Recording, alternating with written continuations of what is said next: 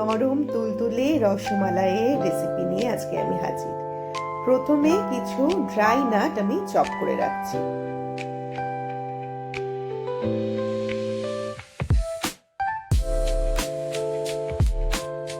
Full cream দুধে কিন্তু মিষ্টি খুব ভালো হয়।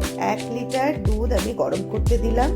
2 চামচ ভিনিগার 2 চামচ জলের সাথে মিশিয়ে একটি বাটিতে রেখে দিচ্ছি।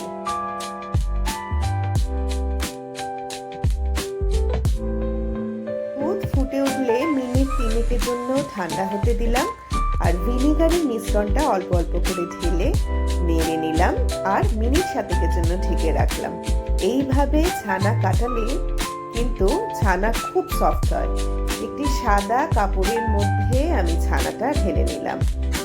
একটু পরিষ্কার জল দিয়ে ছানাটা ধুয়ে নিতে হবে, যেহেতু ভিনিগার দিয়ে এটা ছানাটা কাটানো হয়েছে।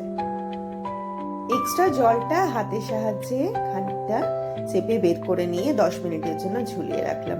আবারও 1 লিটার ফুল ক্রিম দুধ গরম হতে দিলাম।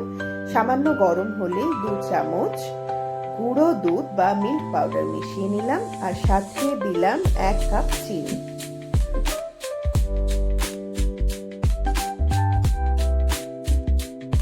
রসমালাইয়ের হালকা হলদেটে রঙের জন্য আমি কেশর ইউজ করছি।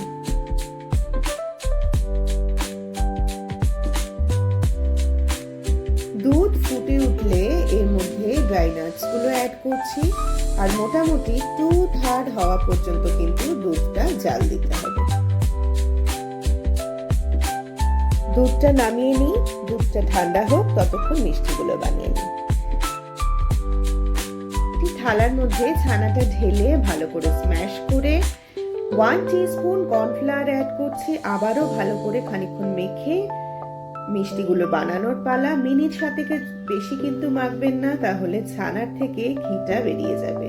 এবার একে একে মিষ্টিগুলো বানিয়ে আমি থালার একপাশে রেখে দিলাম। 4 কাপ জল 1 কাপ চিনি, এই অনুপাতে সুগার সিরাপটা বানাতে হবে। চিনি মোটামুটি গুলে এলেই মিষ্টিগুলো এক এক করে দিয়ে ঢাকা দিয়ে মিনিট 20 জন্য রাখতে হবে। দেখছেন মিষ্টিগুলো কেমন ফুলে উঠেছে। এবার এই অবস্থায় সুগার সিরাপ থেকে মিষ্টিগুলো তুলে এক্সট্রা জলটা ঝরাতে দিলাম মিনিট 10 জন্য। এবার মিষ্টিগুলো দুধে দেওয়ার পালা।